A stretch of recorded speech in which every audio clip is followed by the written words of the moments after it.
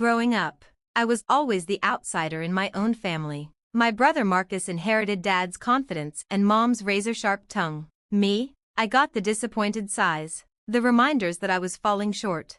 The family cabin in Lake Tahoe became the perfect symbol of it all, a place where I wasn't welcomed, just tolerated. The cabin had been in our family for 3 generations. A stunning 2-story log home with a wraparound porch, tucked among pines, with a private dock stretching into the clear blue water. To everyone else, it was a treasure. To me, it was a reminder of my place in the family hierarchy.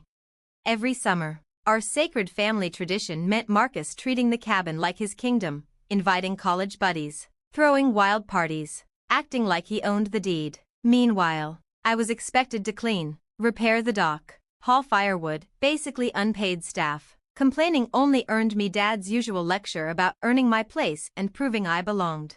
The breaking point came last September. I had just landed a job as a property acquisition specialist at a real estate investment firm. To me, it was the start of a career. To my family, it was just paper shuffling for rich people. Marcus, working at Dad's insurance agency, never missed a chance to remind everyone that he was building something real. When I arrived that Friday, exhausted from closing deals all week, I was hoping for quiet by the lake. Instead, I walked into a scene straight out of a frat house. Marcus' old college buddies, now grown men still clinging to their 20s, were drinking, blasting music, and grilling inside the cabin. Burn marks scarred Mom's antique dining table. Empty beer bottles covered every surface. "Oh, look, the worker bee showed up," Marcus jeered, lifting a beer from the couch that doubled as my sleeping spot. His friends erupted in laughter. "Hope you packed cleaning supplies. This weekend's a real party." I scanned the wreckage. "Where am I supposed to sleep?" He smirked. "Figure it out. Maybe the shed with the lawn tools. Feels about right for you." The laughter stung, but I said nothing. That night, I slept in my car. The next morning, I woke to one of Marcus' friends urinating on my hood while the rest cheered. When I tried to enter the cabin, Marcus blocked the door. "Sorry, family only," he sneered, loud enough for his audience to enjoy. "Gas stations down the hill." "Marcus, I just need," I said, "family only. Maybe if you contributed something to this family, we'd treat you differently." Humiliation burned through me, but I kept my face neutral. "Understood." I drove to the gas station, used the bathroom, bought coffee, and sat in my car thinking. 3 years of 60-hour weeks, mastering real estate law, building a portfolio of my own, everything I'd done to never depend on this family again. The irony? I was good at it. Good enough to start buying property myself. By noon, when I returned, the party had grown. Beer pong tables lined the porch, speakers blasted, neighbors glared from a distance. Marcus spotted me. "There she is, ready to run errands for us?" "Actually, I'm heading home," I said evenly. "Probably for the best." Mom's voice cut in. She had arrived, carrying sandwiches like she was catering the chaos. "This is really for people who've accomplished something." The words hit like a punch. I had just closed the biggest deal of my career, and she reduced me to nothing. Dad didn't argue. He just muttered, "Grab your things." "What things?" Marcus laughed. She slept in her car. More laughter followed. I grabbed my overnight bag, ignoring their voices. As I reached my car, Mom called after me. "Don't come back until you've figured your life out. We're done carrying dead weight." I turned and saw her on the porch beside Marcus, both of them staring at me with open disgust. Marcus already had his phone out, recording. His friends gathered behind him, smirking like they were about to enjoy the evening's entertainment. "I understand," I said quietly, then got into my car and drove away. The 3-hour drive home gave me plenty of time to think. I wasn't angry. Anger was something I'd stopped wasting on them years ago. What I felt was clarity. They had finally spoken aloud what I'd always known. In their eyes, I wasn't truly part of the family. Back in my small city apartment, I opened my laptop and did what I always did under stress. I worked. Several property deals were in motion. One especially complex, a portfolio acquisition of multiple Lake Tahoe properties. Many sellers were strapped for cash and willing to accept fast, below-market deals. One listing stood out, a classic family cabin with a private dock and panoramic lake views. The photos felt strangely familiar. But I'd sifted through hundreds like it. The price was suspiciously low, signaling motivated sellers. By Sunday evening, I was finalizing the paperwork when a notification lit up my phone. Marcus had posted photos of me leaving the cabin, overnight bag in hand. Finally kicked out the freeloader. Family cabin is for family only. Respect is earned, not given. Maybe now she'll figure out how to support herself instead of expecting handouts. #family first, #no freeloaders, #earn your place. Within an hour, the post had hundreds of likes. Relatives cheered Marcus on. Aunt Jennifer, about time. Uncle Rob, she needed to hear this. Even Mom's church friends piled on about enabling and teaching responsibility. I read every comment with a growing sense of detachment. These were the same people who'd seen me work 2 jobs through college, graduate with honors, and support myself without help. But facts didn't matter. Marcus was the golden child. I was the freeloader. I typed one comment, "Have fun." Then I went back to the acquisition documents. Monday morning, I was in the office early. Jennifer Walsh, my boss, scanned the files. 18 properties in one portfolio, she said, impressed, including that beautiful cabin with the dock. The sellers must really trust you. They needed certainty more than price, I explained. Sometimes timing matters more than money. She squinted at the address, then looked up. Isn't this near your family's place? Very near, I said. In fact, it might be my family's place. Her eyebrows shot up. Wait, you mean? I'll need to call Alpine Lake Services to arrange an inspection and notify any occupants about the ownership change. David Chin, the property manager, answered on the first ring. Beautiful cabin, he said warmly. The previous owners warned there might be family members who assumed they had permanent rights. We'll have to clarify that. What's the process? I asked. Inspection, then notice to occupants. If they want to keep using it, they'll have to book like any other client. Can you do the inspection today? He hesitated. Urgency? I thought of Marcus' post still racking up likes. Let's just say the occupants might need a reminder of how property rights work. That afternoon, my phone lit up with frantic messages. Marcus, what the hell did you do? Mom, call me. There's been a mistake. Dad, stop this nonsense immediately. Aunt Jennifer, why are strangers at the cabin claiming they own it? The flood of texts made me smile, especially after I listened to David's voicemail. Miss Rodriguez, this is David from Alpine Lake Services. The inspection is complete. The current occupants were surprised to learn about the ownership change. They've been asked to vacate by tomorrow unless they'd like to discuss rental arrangements. We noted scorch marks on a dining table, stains on the furniture, and general damage, about $3,000 in repairs. They insisted they were family, but I explained property ownership doesn't work that way. They're gathering their belongings now. Please call with any questions.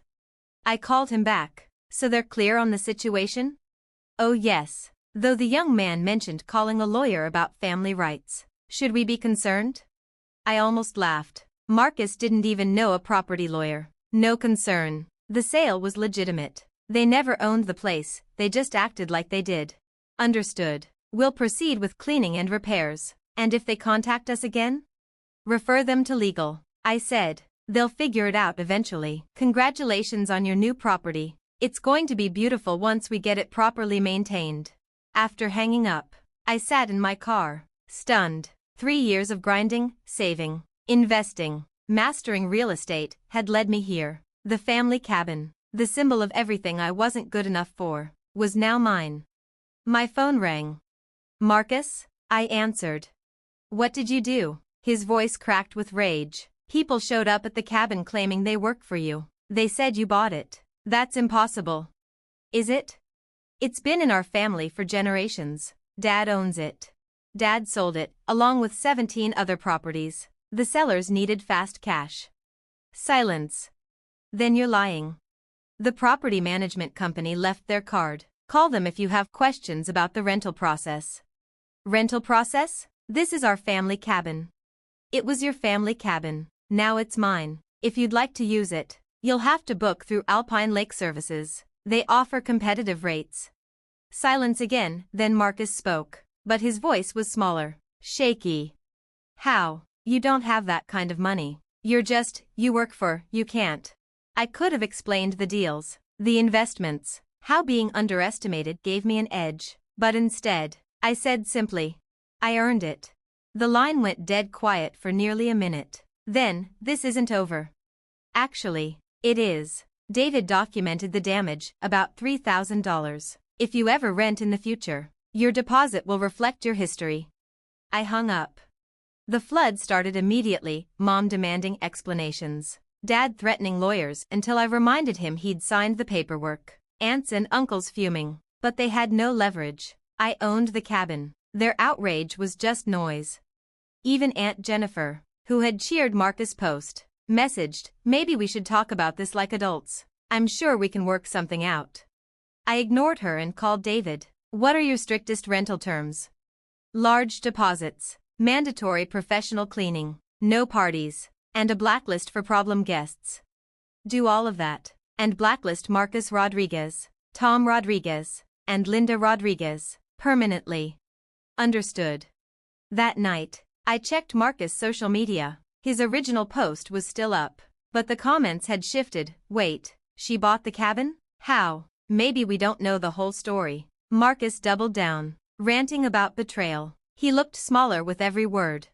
I considered replying. Instead, I poured a glass of wine and opened rental comps. The cabin could easily pay for itself and more. Then the phone rang again. We need to talk, Mom said. About what? About fixing this. Fixing what? I bought a property that was for sale, legally. But it's our family cabin. It's where we had Christmas morning, where your grandfather, where I was told I didn't belong, where I slept in my car, where you told me not to come back until I had my life figured out. Silence. I didn't mean. You meant it, and I listened. I figured out my life. I figured out how to buy the place where I was unwelcome and turn it into an asset. I figured out how to stop needing people who didn't respect me. But we're family, she whispered. Family doesn't treat each other the way you treated me. She tried again. We can change. We can do better. Maybe you can, I said, but that's not my problem anymore. I hung up. The next morning, David emailed photos of the cleaned and repaired cabin, better than I'd ever seen it. Professional photographers were coming for rental listings. I deleted the 40+ missed messages from relatives. At work, Jennifer Walsh dropped by my office. That Tahoe deal was brilliant. We've decided, it's time. Congratulations, Senior Property Acquisition Specialist Rodriguez.